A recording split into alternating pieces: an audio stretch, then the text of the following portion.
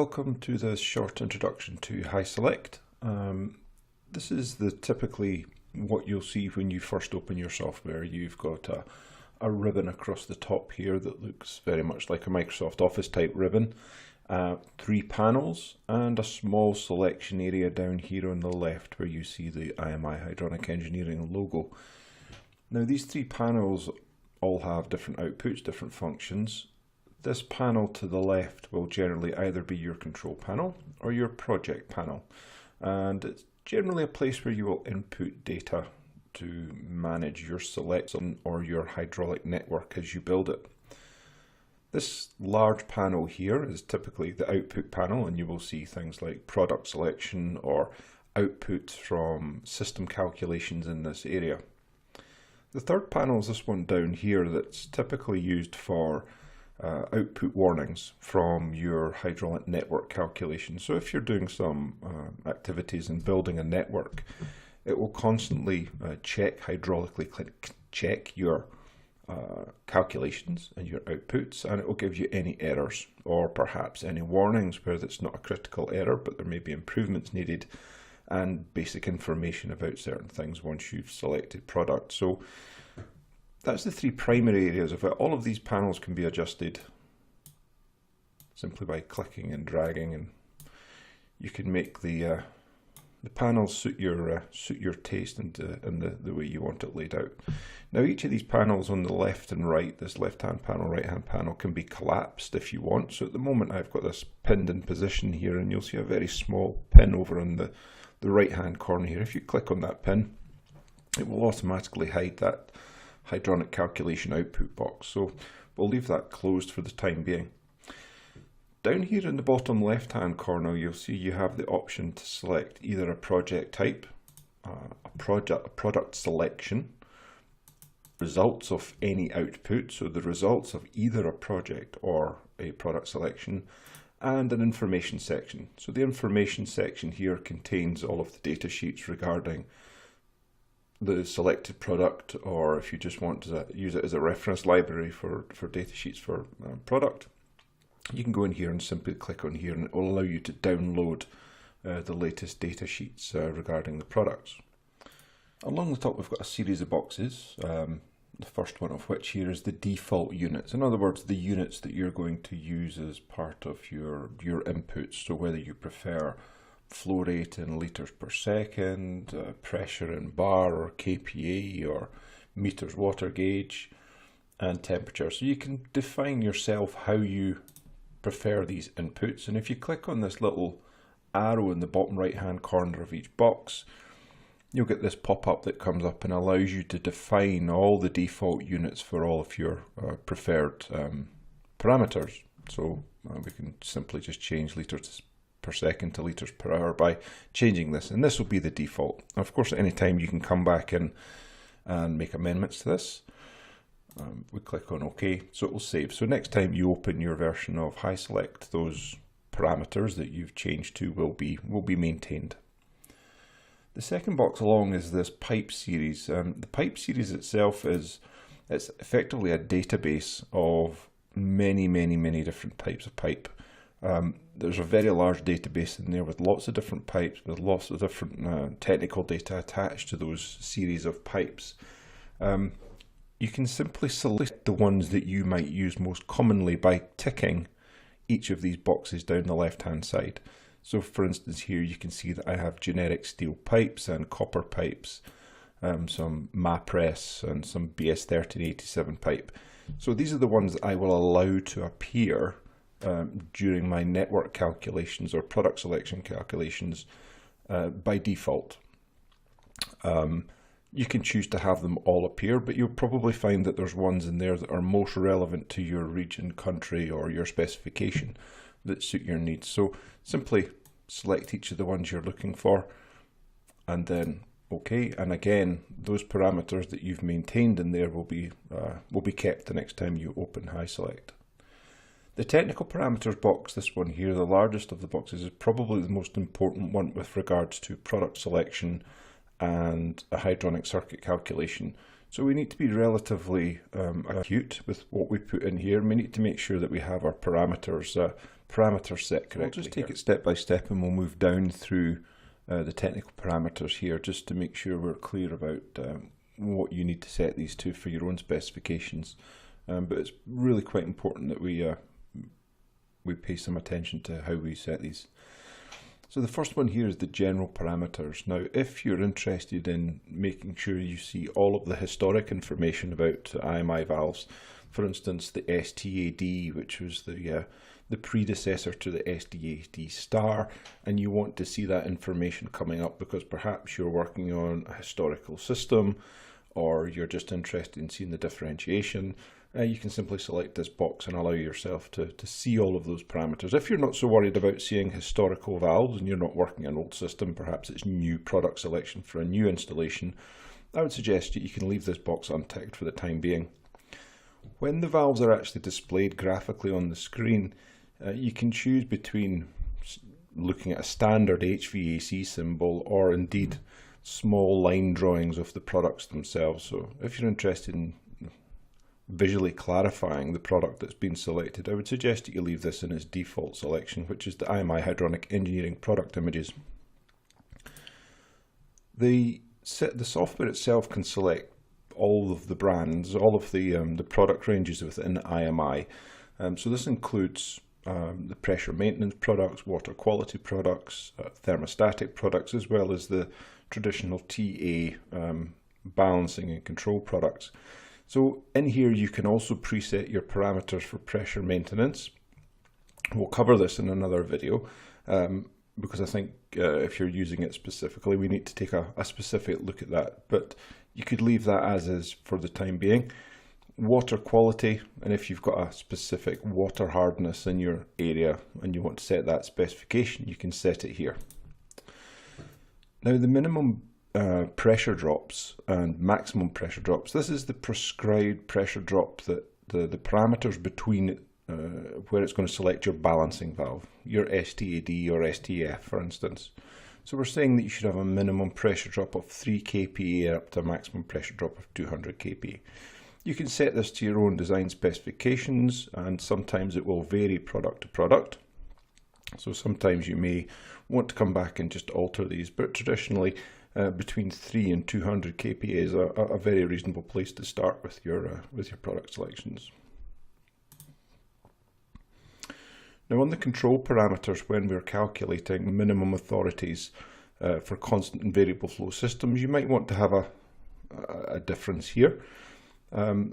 This is a minimum target authority for variable flow systems. So traditionally where you would have 2-port valve arrangements and the like, and industry specification says around 0.25 is the minimum specification, but I think that it is possible to maintain 0.5 kPa, so 0.5 authority rather, without technical compromise, without commercial compromise today. So I tend to set mine up at 0.5.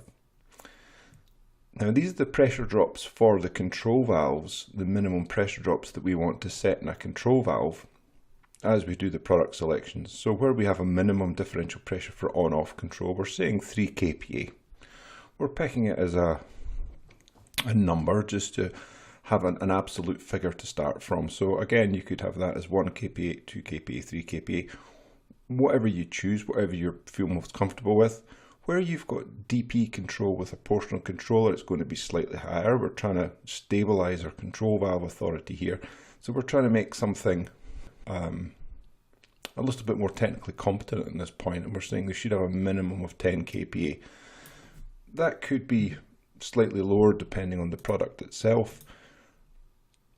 Where we've got now, when you make your selections for all your products here, although these are the parameters that it's going to work off, you're going to see some outputs that allow you still to make a selection. It's not the definitive choice. It's still going to give you a range of figures on the screen that you can choose from. So these don't have to be, these ones in particular do not have to be so accurate that it's not going to give you anything else but these figures. It's going to allow you to see a range of products either side of these numbers that you can make your selection from. And clearly if there's a maximum delta P that you want for proportional control to prevent excessive velocity in valves or noise, you can set this up, and 65 is a reasonable number. And again, you can always come back and fine tune that if you find the product selections aren't looking the way that they should be. These two additional selection boxes here allow you to refine a little bit your control valve selection here. So the KVS values are going to be based on selections from the Reynard series. So it's going to ignore anything that may be in between a traditional Reynard series in terms of kV of the valve. So you can refine or reduce the total amount of options by selecting this one. If we select this one here, the use of P-band for DP controller when sizing control valves. When we're looking at a hydraulic network and we're making selections, there is a degree of variance in delta P when using a delta P controller. This variance will have an effect on the authority of the control valve. Now, by selecting this, it makes our selections a little more refined, because it says please take into account the P-band of the delta P controller when sizing a control valve. In other words, please take into account the variation in differential pressure to give me my minimum authority, rather than just the defined pressure drop of that circuit that's going to be maintained by the delta P controller, and selecting the authority based on that. So this way you're being very accurate in terms of the minimum authority you're going to get from your DP controller and your control valve combination. This one's relatively simple. This is a pressure independent balancing and control valve, or PICV, PIBCV. And all we really ask for here is what is the minimum pressure drop for the fully open DP control part. In other words, what's the minimum amount of pressure that we want to have across that? It will have an effect on the response of the rate of response of the delta P control component within the valve. Again, it's very much a refinement thing. If you're looking to be super accurate, you could make this a little bit higher. Typically, I normally keep mine around about 1 kPa. And if you have PICVs that don't satisfy this, you can choose to hide these PICVs as they come up in your selection panel.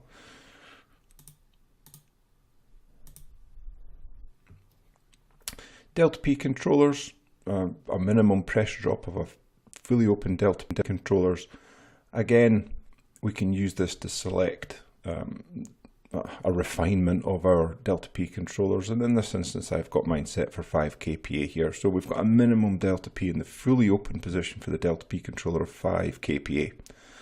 As you move this number up and down, clearly it will have an effect on the sizing of the valve.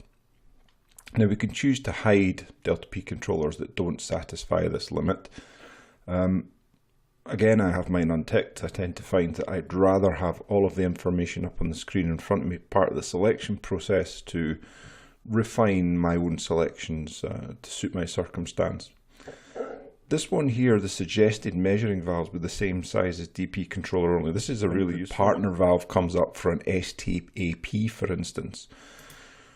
It allows us to make sure that that valve is the same size as the delta P controller. So we're not having two valves, one on flow and one on return, that are of different nominal dimensions.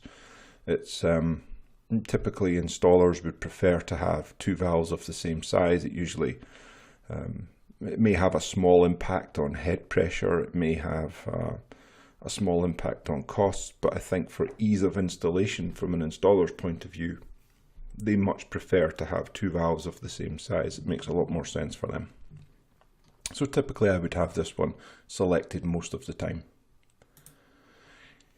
If you're in a country that uses fixed orifice valves, like an MDFO or a Venturi type valve with STAV, you can set these minimal, again the minimum signal based on KVS of a fixed orifice product, and you can set these so that you've got a minimum or maximum signal coming from that particular product.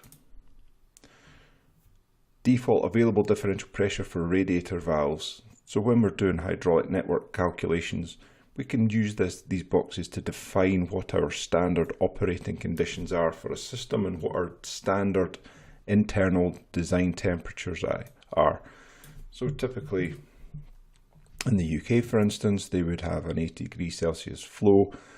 default room temperature would be somewhere between 18 and 21, so we'll take 21, and the default available differential pressure. In other words, the minimum available differential pressure that we would have at any given point in the system would be around about 10 kPa, which is quite normal for something on a domestic system, for instance.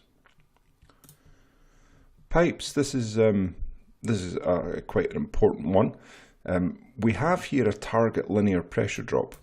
Now this should be your ideal design. So if we're looking for, and it will vary from country to country, for instance in Scandinavia they might design to 50 pascals per meter, and you stretch as far away as Australia and these guys might be a lot higher, anywhere between 400 and 800 pascals per meter of linear pressure drop. So this is going to have, because HySelect takes into account the pipeline sizing as well, this is going to have an effect on the valve sizing, but also the pipe selections that come up within HySelect. So be relatively refined with what you're looking for here. And typically I operate in a range of 150 to 250 pascals per meter. You have a selection here that allows you to take into account water velocity. Now bear in mind, when we're sizing pipework, up to a certain point it makes complete sense to size by linear pressure drop. When you get to a certain point around about DN 250, what you'll find is that actually we really should be sizing on maximum water velocity in the pipework rather than linear pressure drop. So you can also use this to set target linear water velocities and say perhaps you want to have a maximum water velocity of 3 meters per second. So it's a pretty useful way of making sure that all your pipe parameters are correct in sizing buildings, and it's quite a common mistake for people to continue sizing all the way up through the pipe range just using a linear pressure drop and not necessarily taking note of the water velocity once the nominal dimension of the pipe starts to get larger, where velocity tends to increase much more rapidly than the linear pressure drop. The last one in this section is the device sizes. And this is just a way of refining the total amount of product that is shown to you on a selection. So you could choose to have a product selected that is only the same as the pipe size. So in other words, if you've specified a pressure loss between 150 and 250 pascals per meter, it's going to ensure that any valve selected, it takes that as a rule of thumb and says, okay, I can only select a valve up to a certain size. Or alternatively, valves. So you can choose to select above and below. In other words, I might want to select valves that are 2 sizes above the pipe size and valves that are 2 sizes below the pipe size. The reason for this is relatively simple. Again, when you see an output coming up in your screen here with a selection of valves, it may be that you manually prefer to cast your eye over all the technical parameters that come up to make the best selection. This gives you the option to either refine that selection to a point where you have virtually no valves that are over or below the pipe size, or perhaps you do want to see ones that are below the pipe size for commercial reasons or above the pipe size for energy saving reasons. So this is the conclusion of the general section here. We then move on to the hydronic circuit calculation, and this is a part that we will come back to in another video, but the parameters are generally the same, and it allows you to specify as you go through here the different groups of product. It allows you to specify the default type of product that you want selected as part of the process. When you look at the video for the hydronic network solutions, what you'll see is that you've got the ability to select a group of products within that hydraulic network automatically. So as you build your hydraulic network with your terminal unit types and your production types, it will automatically start to select the product based on some of the parameters that we've already set. These are just the default products that you would normally want to select as part of your hydraulic network selection. So it's relatively simple. We'll recover it in the video later on, but for the time being you could probably leave them as is. So we've got some additional tabs across the top here as well. We've got the project tab. So the home tab is the one here that we've seen already that contains all of our boxes for technical parameters. We also have a projects tab. This allows us to set our project information. So for instance, if we're setting up a specific project that we want to maintain a file on for product selections or indeed hydraulic network selections, we can use this little right hand arrow, this little expansion box here to include some additional materials. So we could use this to add in some appropriate information about the project, or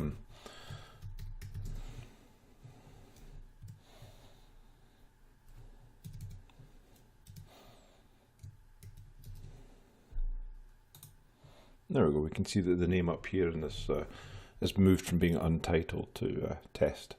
So we can use this to predetermine our things. We'll talk much more about this in a separate video about the hydronic circuit calculation and how it does its calculations of a specific project. You can predetermine things like project parameters, whether it's a heating or cooling system, and some other things in here that we'll talk about later in the fluid characteristics. So we can define the temperature of our water, whether it's got glycol in the system, and how it changes water density and specific heat capacity of the water. So all of this is all taken into account during the calculations. We'll look at this in a separate project video, but it's good to know that these options are here. The tool selection is a really interesting section in its own right. It's a very good little standalone section, if you like. You can use it for things like viscosity correction if you're looking to try and adjust temperatures of specific products. We will do a separate video in each of these sections, but it's just to give you an overview and let you understand that these tools are here. Now this one, a really useful tool that I use quite a lot. You can simply put in a flow rate here and a different pipe type. So remember earlier I said I only had a few pipe types. This is an example of where if you'd selected all of the pipe types, you would have a very long list of different types here. So if we wanted to know what the linear pressure drop in table X copper was, we can simply select this, and it's suggesting, based on our parameters that we set out for our linear pressure drops, which was between our target linear pressure drop was 150 pascals per meter. So the one that's found its closest is an 18mm diameter pipe, 135 pascals per meter, and it also tells you what the flow regime is. So the flow regime may be turbulent or laminar depending on the system conditions.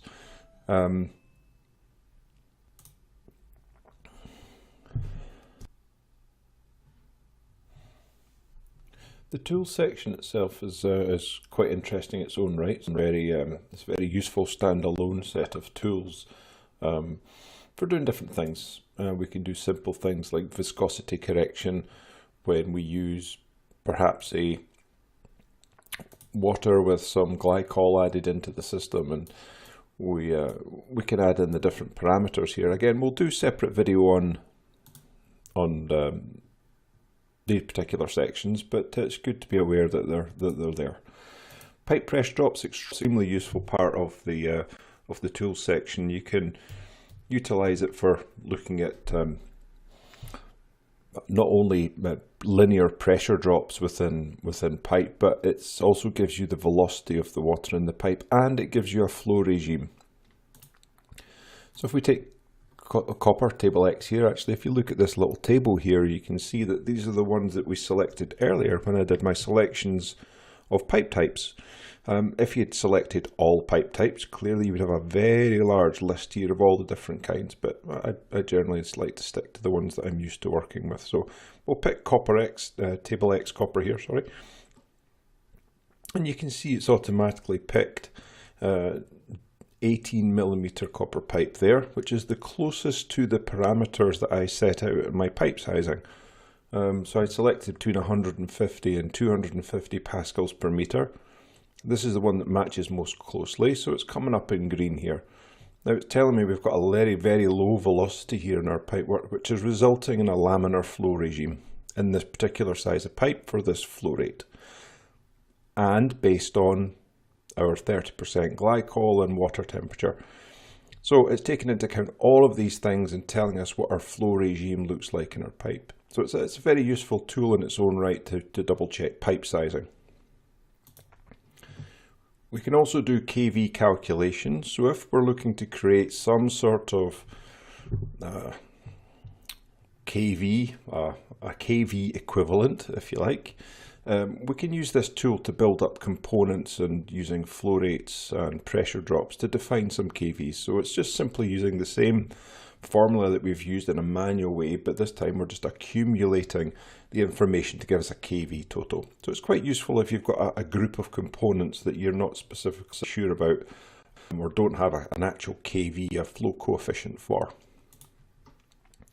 The Hydronic Calculator, it simply takes our traditional hydronic formula, our very most basic hydronic formula for calculating flow, pressure and KV, and it just uses this the Hydronic Calculator to do simple things. The